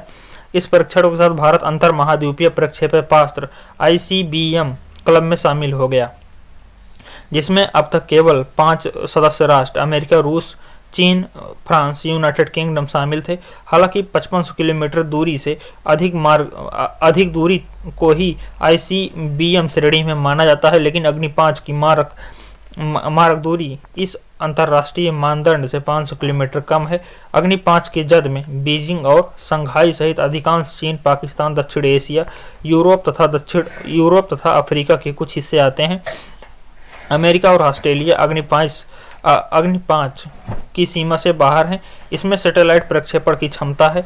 इससे अनेक छोटे छोटे मिसाइलों को छोड़ा जा सकता है। अब नोट देखेंगे, अग्नि 5 सैटेलाइट रोधी मिसाइल है, जिसे हम एंटी सैटेलाइट कहते हैं ना, यही वाला है अग्नि 5। अब हम देखेंगे नाग। यह टैंक रोधी निर्देशित प्रक्षेपास्त्र है। इसकी मारक क्षमता 4 किलोमीटर है। इसकी प्रथम सफल परीक्षण नवंबर 1990 में किया गया। इसे दागो और भूल जाओ टैंक रोधी प्रक्षेपास्त्र भी कहा जाता है, क्योंकि इसे एक बार दागे जाने के बाद पुनः निर्देशित करने की आवश्यकता नहीं होती है। अब हम देखेंगे रक्षा उत्पादन एवं आपूर्ति विभाग से जुड़े सार्वजनिक संस्थान, जैसे संस्थान हो गया, मुख्यालय और स्थापना वर्ष।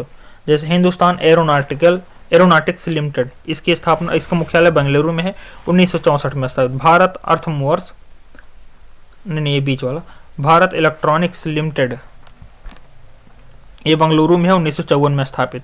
भारत अर्थ मूवर लिमिटेड, ये बंगलौर में है और 1964 में स्थापित। आगे देखेंगे, अब देखेंगे अगला, मझगांव डाक लिमिटेड, ये मुंबई में है, 1960 में। गोवा शिपयार्ड लिमिटेड बास्को डी गामा में है। और भारत डायनेमिक्स लिमिटेड, ये हैदराबाद में है और 1970 में स्थापित। मिस्र धातु निगम लिमिटेड हैदराबाद में है, 1973 में। Garden rich workshop limited Calcutta में है, 1934 में स्थापित। कुछ अन्य भारतीय प्रक्षेपास्त्र जैसे धनुष,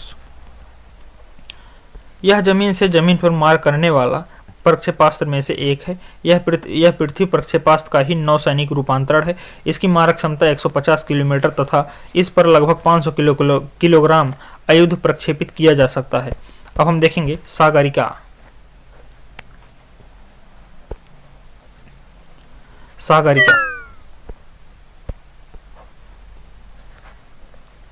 यह सबमरीन लॉन्च बैलिस्टिक मिसाइल है। समुद्र के भीतर से इसका परीक्षण फरवरी 2008 में किया गया था। यह परंपरागत एवं परमाणु दोनों तरह के आयुध ले जाने में सक्षम है। इसे रक्षा अनुसंधान विकास संगठन द्वारा तैयार किया गया है। भारत ऐसा 5वां देश है जिसके पास पनडुब्बी से बैलिस्टिक मिसाइल दागने की क्षमता है। अन्य 4 US, फ्रांस, रूस, चीन। अब देखेंगे अस्त्र मिसाइल। यह मध्यम दूरी से हवा में हवा मार करने वाली स्वदेशी तकनीकी विकसित प्रक्षेपास्त्र है। इसकी मारक क्षमता 10 से 25 किलोमीटर है। यह भारत का प्रथम हवा से हवा में मार करने वाला प्रक्षेपास्त्र है। अब हम देखेंगे ब्रह्मोस। भारत और रूस के संयुक्त परियोजना के तहत विकसित किए जाने वाले प्रक्षेपास्त्र हैं। इसका नाम ब्रह्मोस भारत की नदी ब्रह्मपुत्रा के ब्रह्म तथा रूस के नदी मॉस्कोवा के मॉस से मिलकर बना हुआ है। यह सतह से सतह मार करने वाला मध्यम दूरी की सुपरसोनिक क्रूज मिसाइल है। इसके प्रथम सफल परीक्षण जून 2001 में किया गया था। इसका तीसरा सफल परीक्षण मार्च 2019 में किया गया। यह भी दागो और भूल जाओ की सिद्धांत पर विकसित है। यह क्रूज मिसाइल जून 2007 में भारतीय थल सेना में सम्मिलित किया गया है। लगभग 290 किलोमीटर तक 200 किलोग्राम वजनी परमाणु बम ले जाने में सक्षम ब्रह्मोस ध्वनि से लगभग 3 गुना गति से चलती है। आगे देखेंगे, अब हम देखेंगे प्रद्युम्न। यह प्रक्षेपास्त्र दुश्मन के प्रक्षेपास्त्र को हवा में ही बहुत कम दूरी पर मार गिराने में सहायक है। यह एक इंटरसेप्टर प्रक्षेपास्त्र है। भारत ने स्वदेश निर्मित advance air defence system AAD-AD02 missile का परीक्षण उड़ीसा के पूर्वी तट स्थित एकीकृत प्रक्षेपण रेंज 6 दिसंबर 2007 को किया।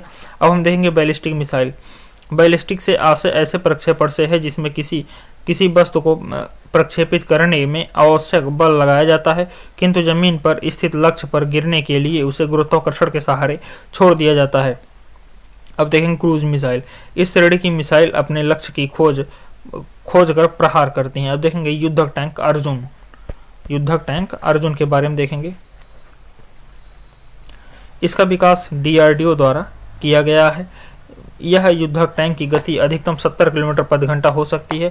यह रात के अंधेरे में भी काम कर सकता है। इस टैंक में लगा एक विशेष प्रकार का फिल्टर जवानों को जहरीली गैसों तथा विकिरण प्रभाव से रक्षा करता है। यह फिल्टर का निर्माण बार्क ने किया है। अर्जुन टैंक को विधिवत रूप से भारतीय सेना में शामिल कर लिया गया है। अब देखेंगे T-90S भीष्म टैंक।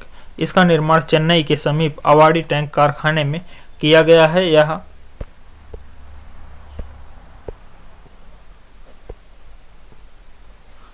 यह 4 किलोमीटर के दायरे में प्रक्षेपास्त्र दाग सकता है।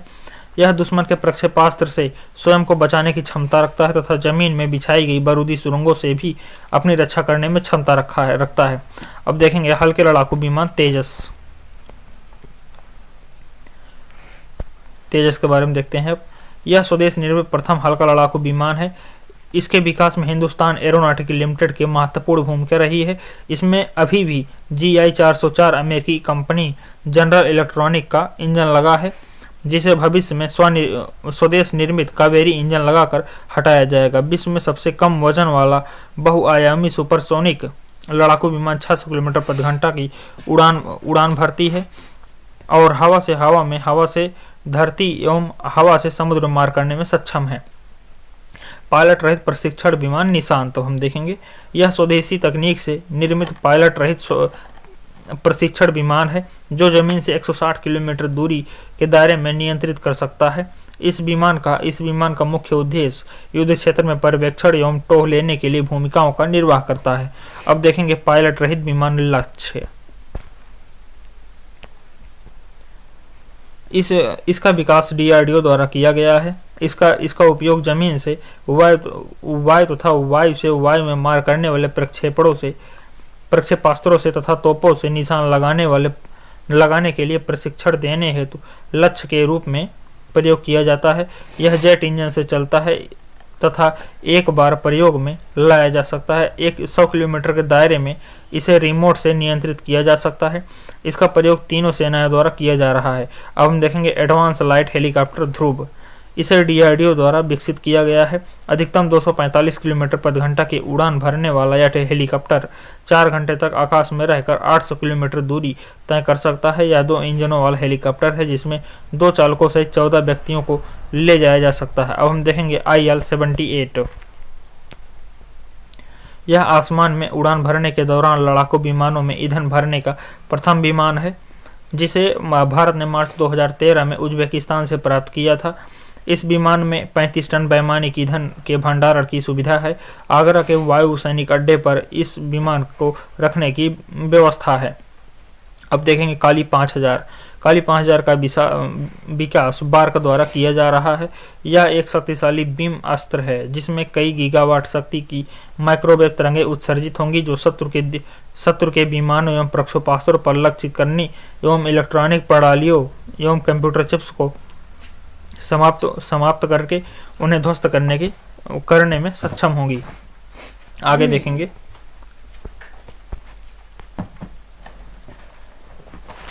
पिनाका। देखेंगे पिनाका सिस्टम। यह मल्टी बैरल रॉकेट लॉन्चर है। स्वदेशी तकनीक से डीआरडीओ द्वारा विकसित यह रॉकेट प्रक्षेपक को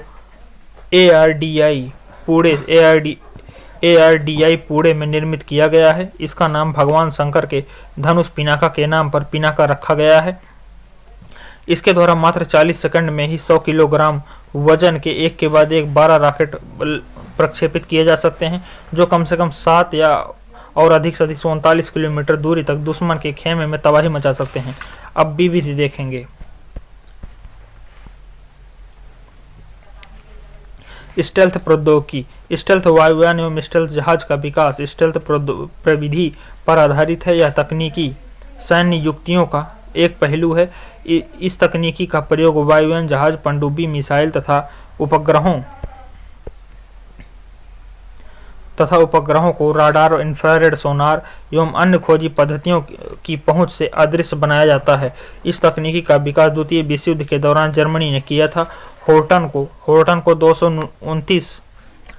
हो 229 को प्रथम स्टील्थ एयरक्राफ्ट कहा जाता है।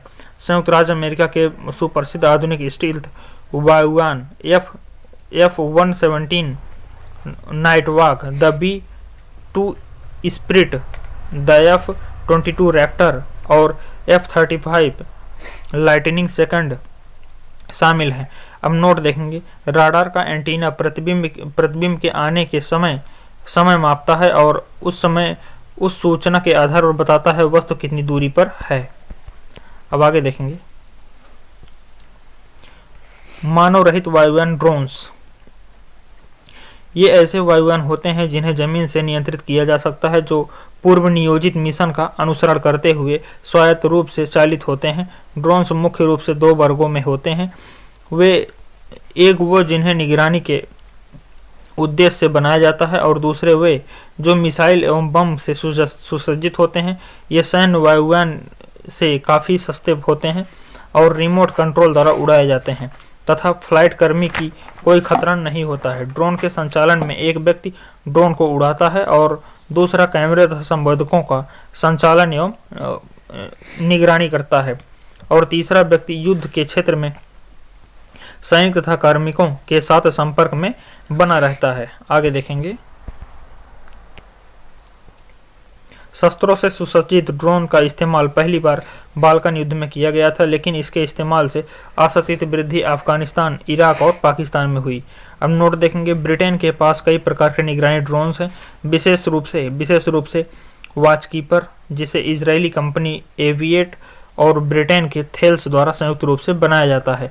अब देखेंगे, वैज्ञानिक एवं औद्योगिक अनुसंधान परिषद CSIR के अध्यक्ष भारत के प्रधानमंत्री होते हैं। CSIR की स्थापना 1942 में की गई है और इसका मुख्यालय नई दिल्ली में है। आगे देखेंगे,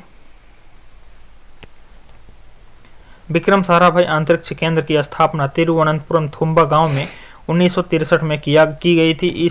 इस स्थान का चुनाव करने का प्रमुख कारण यह है कि यह केंद्र भूचुंबकीय विषुवत रेखा पर स्थित है। पृथ्वी पश्चिम से पूरब की ओर घूर्णन करती है। इसी का लाभ उठाने के लिए कृत्रिम उपग्रहों को पश्चिम दिशा से पूरब दिशा की ओर प्रक्षेपित किया जाता है। प्रकनली शिशु के मामले में निषेचन प्रकनली के अंदर होती है। इसके बाद भ्रूण को माता के गर्भ में रख दिया जाता है। आगे देखेंगे,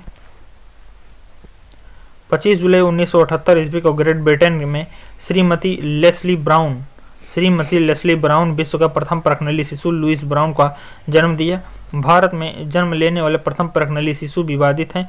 डॉक्टर सुभाष मुखोपाध्याय की देखरेख में कानुप्रिया प्रथम प्रकनली बेबी दुर्गा का जन्म 3 अक्टूबर 1978 को दिया, जिस उस समय स्वीकृति नहीं मिली। 16 अगस्त 1986 बम्बई के ईएम अस्पताल में इंदिरा हिंदुजा की देखरेख में भारत के दूसरे प्रकनली शिशु हर्षा का जन्म हुआ। मुखोपाध्याय के साथ ही विवादित के कारण कुछ रिकॉर्ड हर्षा को भारत के प्रथम प्रकनली शिशु मानते हैं। अब आगे देखेंगे, इयान बिलमुट जो कि रोजलिंग इंस्टीट्यूट स्कॉटलैंड के वैज्ञानिक थे, ने 5 जुलाई 1996 को सर्वप्रथम एक वयस्क भेड़ से कोशिका लेकर के डॉली नामक क्लोन का निर्माण किया था। 1953 ईस्वी में सर्वप्रथम बाईपास सर्जरी का प्रयोग USA में हुआ था। 3 दिसंबर 1967 को हृदय का प्रथम प्रत्यारोपण दक्षिण अफ्रीका के डॉक्टर क्रिस्टियन बर्नार्ड ने किया था। केप टाउन के हॉस्पिटल ग्रूटसूर में यह ऑपरेशन हुआ, जिसमें डेनिस डॉर्वेल नामक 25 वर्षीय महिला का हृदय 53 वर्षीय लेविस बनास्की को प्रत्यारोपित किया गया था। आगे देखेंगे,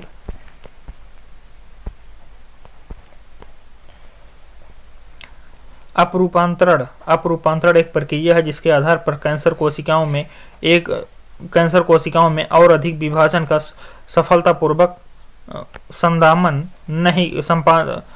संदामन किया जाता है।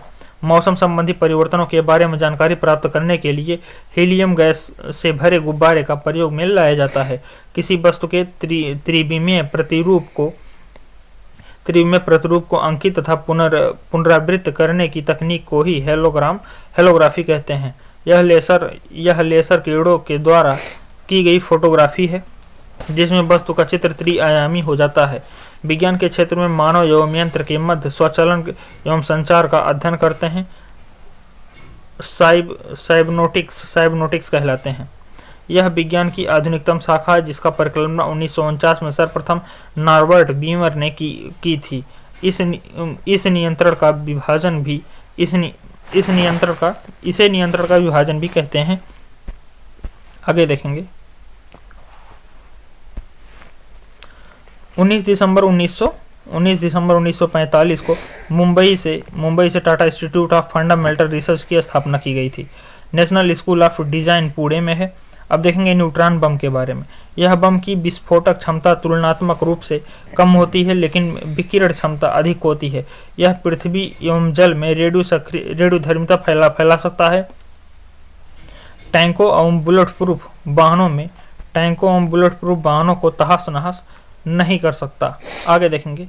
साल्टेड बम नाभिकीय हथियारों के अनुकूल पदार्थ को बाल्ट एवं सोने के द्वारा साल्टेड बम तैयार किया जाता है। इसकी विशेषता है कि इसके द्वारा अधिक मात्रा में रेडियोधर्मी विकिरण फैलाया जा सकता है। अब हम देखेंगे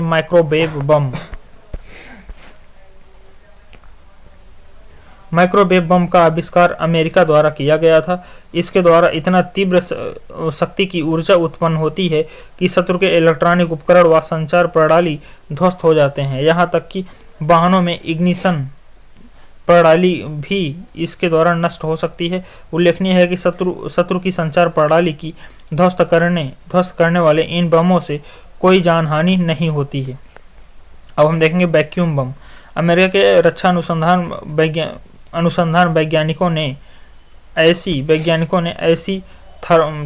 थर्मोबोरिक प्रणाली का सफल परीक्षण भी किया है, जिसके द्वारा रासायनिक एवं जैविकीय शस्त्रों के भंडारों पर अति उच्च तापमान सृजित करके उन्हें बेकार किया जा सकेगा।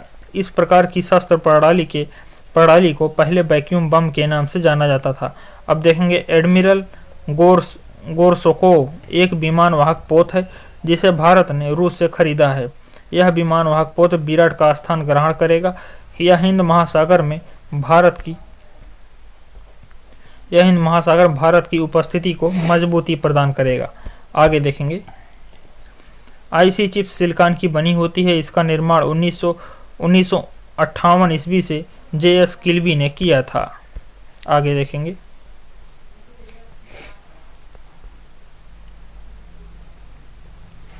अब देखेंगे कंपनी मुख्यालय। अब कंपनियों का मुख्यालय जैसे वोडाफोन का यूनाइटेड किंगडम UK में है, एडोब सिस्टम का कैलिफोर्निया, सैमसंग का सियोल दक्षिण कोरिया, हैवलेट पैकेड का पालो अल्टो अमेरिका में है, हिटोची का जियोडा टोक्यो में है, IBM का अरमानक अमेरिका में है, Sony Minato Japan, Toshiba Minato Japan की है, पैनासोनिक कड़ोमा जापान की है, डेल राउड रॉक अमेरिका की है, वॉलमार्ट अमेरिका की है, Microsoft Redmond America, Apple Inc Cupertino America का, कैनन इंक उताकू Japan, Intel Santa Clara America में, फुजियामा टोक्यो जापान के, कोडक रोचेस्टर अमेरिका की, मित्सुबिशी टोक्यो जापान की है, गूगल माउंटेन व्यू अमेरिका का, याहू सनीवेल अमेरिका का, Acer Inc New Taipei Taiwan का है। आगे देखेंगे।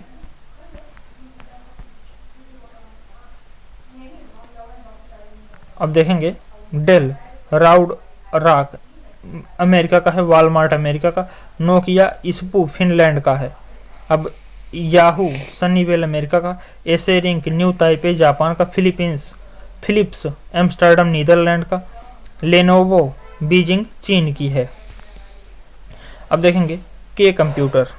जापान द्वारा विकसित सर्वाधिक तीव्रता के साथ चलने वाला कंप्यूटर, इसकी गति 8.3 पेटाफ्लॉप्स पर सेकंड है। ये क्रे कंप्यूटर है। अगला देखेंगे सागा 220। इसरो द्वारा विकसित भारत का सबसे तेज गति से चलने वाला सुपर कंप्यूटर, जिसे 2 मई 2011 को विक्रम साराभाई अंतरिक्ष केंद्र स्थित सतीश धवन सुपर कंप्यूटर प्रयोगशाला में स्थापित किया गया। अब देखेंगे कोरोनाग्राफ। अंतरिक्ष में उठने वाले तूफानों की पूर्व जानकारी उपलब्ध कराने वाला उपकरण कोरोनाग्राफ कहलाता है। इस उपकरण की सहायता से सूर्य में 9 बड़े तूफान का पता लगाया गया था, जिसे कोरोनल मास इंजेक्शन भी कहा जाता है। आगे देखेंगे, अब हम देखेंगे पॉलीग्राफ। झूठ पकड़ने वाली मशीन को पॉलीग्राफ कहते हैं। यह मशीन शरीर में होने वाली 4 भौतिक गतिविधियों का एक साथ ग्राफिक्स तैयार करते हैं। यह मशीन इस सिद्धांत पर आधारित है कि मनुष्य के दिमाग में जो कुछ होता है वह उसका प्रभाव भौतिक गतिविधियों पर अवश्य पड़ता है। अब हम देखेंगे फैक्स। इसका पुराना नाम फार अवे जेरॉक्स है। फैक्स का पुराना नाम फार अवे जेरॉक्स है। इससे एक स्थान से दूसरे स्थान जेरॉक्स कॉपी भेजा जा सकता है। अब देखेंगे रेवा। भारत का प्रथम बैटरी से चलने वाला कार है। अब देखेंगे रीएजेंट। यह एक ऐसा प्रकार का रसायन है जिसका उपयोग दूध में मिलावट का पता लगाने हेतु किया जाता है। इस रसायन की एक बूंद का प्रयोग केवल मात्र कुछ सेकंड में यह पता चल जाता है कि दूध प्राकृतिक है या सिंथेटिक। आगे देखेंगे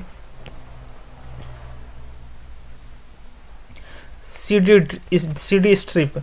यह सरसों के तेल में बटर येलो के मिलावट की जांच के लिए विकसित एक तकनीक है। इस तकनीक के तहत मिलावट की जांच हेतु रसायन युक्त छोटे कागज पर एक बूंद तेल डालने के बाद यह गुलाबी हो जाएगा तो तेल में बटर येलो की मिलावट की पुष्टि की जाती है। अब देखेंगे सार्स। रहस्यमय न्यूमोनिया के रूप में चर्चित घातक बीमारी सार्स यानी सीवियर एक्यूट रेस्पिरेटरी सिंड्रोम के विषाणु की पैरामिक्सोवायरस के रूप में चिन्हित किया गया है, जो कोरोना वायरस परिवार से संबंधित है। इसके रोगी में निमोनिया जैसे लक्षण दिखाई देते हैं। लगातार खांसी आने, सांस में तकलीफ बने रहने के कारण रोगी की मृत्यु हो जाती है। अब देखेंगे नैविरेपिन। वैज्ञानिकों ने एड्स ग्रस्त महिलाओं के गर्भस्थ शिशु को इस जानलेवा बीमारी से सुरक्षित रखने के लिए एक सस्ती दवा नैविरेपिन का विकास हुआ है। इस दवा की मात्र 2 खुराक से ही प्रतिवर्ष लाखों शिशुओं को एड्स बीमारी से बचाया जा सकता है। शिशु को यह 18 माह की आयु तक दिया जाता है। आगे देखेंगे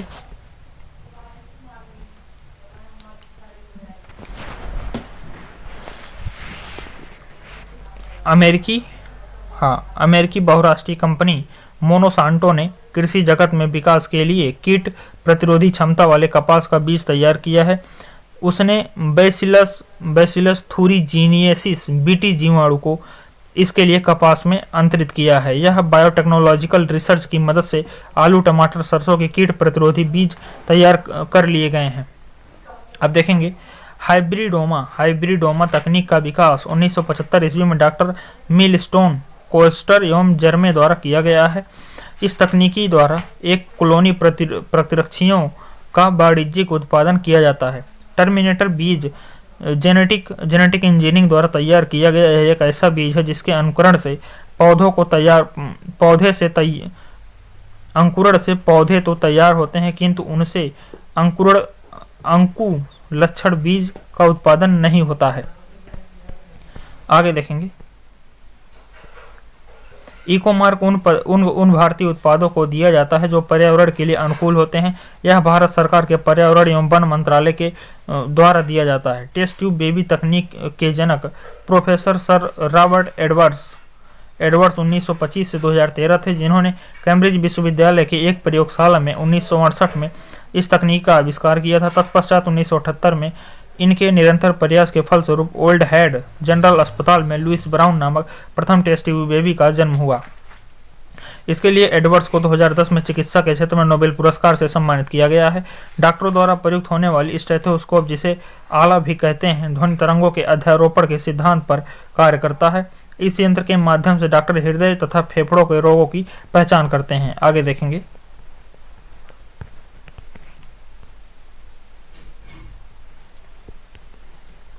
भारतीय अंतरिक्ष प्रोग्राम के कार्यान्वयन का सही कालानुक्रम इस प्रकार है। TERLS प्रोग्राम, फिर 1974 में, फिर satellite instruction television experiment programme 1975 में अमेरिकी उपग्रह ATS-6 की सहायता से संचालित हुआ। फिर सैटेलाइट टेलीकम्युनिकेशन एक्सपेरिमेंट प्रोजेक्ट का प्रोग्राम कार्यान्वयन इसरो तथा डाक तार विभाग ने फ्रांस जर्मनी के सैम्फोनिया उपग्रह के सहयोग से 1977 से 1979 तक किया। Ariane passenger payload experiment Bharat का प्रथम भू-स्थिर प्रायोगिक संचार उपग्रह है, जिसे 19 जून 1981 में प्रक्षेपित किया गया था। आगे देखेंगे। स्टेम सेलों का अनुसंधान बहुत महत्वपूर्ण है, क्योंकि स्टेम सेल में एक महत्वपूर्ण भ्रूण के निर्माण में बृहद क्षमता निहित होती है। इससे विभिन्न रोगों के निजात में सहायता मिलती है। स्टेम कोशिका संबंधी अनुसंधान में मधुमेह, अल्जाइमर रोग, पार्किंसन रोग, ल्यूकेमिया, हेपेटाइटिस, पक्षाघात एवं हृदय रोग आदि से पीड़ित लोगों के लिए आशा की नई किरण दिखाई देने लगी है। अब देखेंगे ऑप्टिकल फाइबर, प्रकाशिक तंतु। पूर्ण आंतरिक परावर्तन के सिद्धांत पर आधारित एक ऐसी युक्ति है जिसके द्वारा प्रकाश के सिग्नल को इसकी तीव्रता के बिना क्षय हुए एक स्थान से दूसरे स्थान तक स्थानांतरित किया जा सकता है। ऑप्टिकल फाइबर क्वार्ट्ज कांच में बहुत लंबे तथा पतले हजारों रेशों से मिलकर बना होता है। प्रत्येक रेशो की मोटाई लगभग 10⁴ सेंटीमीटर होती है। आगे देखेंगे। अब हम देखेंगे कुछ रेडियो समस्थानिक एवं उसके उपयोग। जैसे नंबर 1 देखेंगे सोडियम 24। इसका उपयोग क्या करेंगे? परिसंचरण तंत्र में रक्त के थक्के का पता लगाने में। प्लूटोनियम 32 रुधिर की खराबी में उत्पन्न रोगों तथा ल्यूकेमिया की उपचार में। आयोडीन 131 थायराइड ग्रंथियों का विकार ज्ञात करने में। आयरन 59 अरक्तता का रोग ज्ञात करने में। कोबाल्ट 60 कैंसर के उपचार में। आर्सेनिक 14 त्वचा संबंधी रोगों के लिए। अब हम देखेंगे प्रदूषकों का दीर्घकालीन प्रभाव। जो प्रदूषक है उनका प्रभाव दीर्घकालीन होता है। कार्बन मोनोऑक्साइड का लीवर एवं किडनी की क्षति। नाइट्रोजन के ऑक्साइड कैंसर। धूल कण से क्या होगा? श्वास नली में श्वास संबंधी रोग। शीशा से केंद्रीय नर्वस सिस्टम दुष्प्रभावित। अब हम आगे देखेंगे। रेफ्रिजरेटर में खाद्य पदार्थ ताजा रखने हेतु सुरक्षित तापमान 4 डिग्री सेंटीग्रेड होता है। अमेरिका के एफ लेवी को रेडियो कार्बन प्रणाली का आविष्कार का श्रेय है, जिसने सर्वप्रथम 1949 में कार्बन पर आधारित तिथियों का निर्धारण विधि की घोषणा की थी। रेडियो कार्बन का अर्थ कार्बन 14 की विघटन प्रक्रिया से संबंध रखता है। आगे देखेंगे।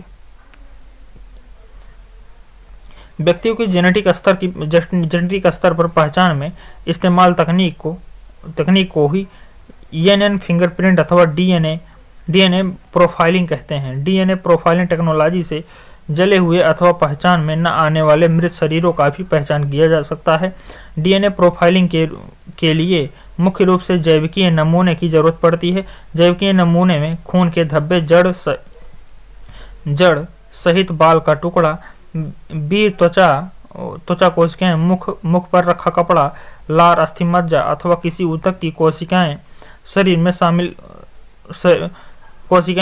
शामिल की जा सकती हैं। ज्ञातव्य है कि डीएनए फिंगरप्रिंट का विकास सबसे पहली बार 1984 में ब्रिटिश वैज्ञानिक येलेक जेफरी ने किया था। अब हम आगे देखेंगे। राडार का प्रयोग रेडियो तरंगों द्वारा वस्तुओं की उपस्थिति एवं स्थिति ज्ञात करने के लिए किया जाता है। इसके द्वारा यह भी पता लगाया जाता है कि वायुयान की गति तथा दिशा क्या है। विश्व की प्रथम ताप ऊष्मीय बिलवणीय संयंत्र भारत के लक्षद्वीप की राजधानी कवरत्ती में संस्थापित किया गया है। यह प्रतिदिन 1 लाख लीटर अलवड़ जल का उत्पादन करती है।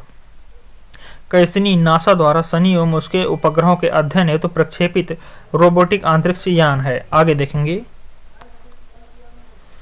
अंतरराष्ट्रीय ताप विद्युत ताप नाभिकीय प्रायोगिक रिएक्टर संलयन ऊर्जा की संभावनाओं को प्रदर्शित करने हेतु संयुक्त अंतरराष्ट्रीय अनुसंधान एवं विकास परियोजना है। इस परियोजना में यूरोपीय संघ, जापान, चीन, भारत, दक्षिण कोरिया, रूसी संघ एवं संयुक्त राज्य अमेरिका की सहभागिता है।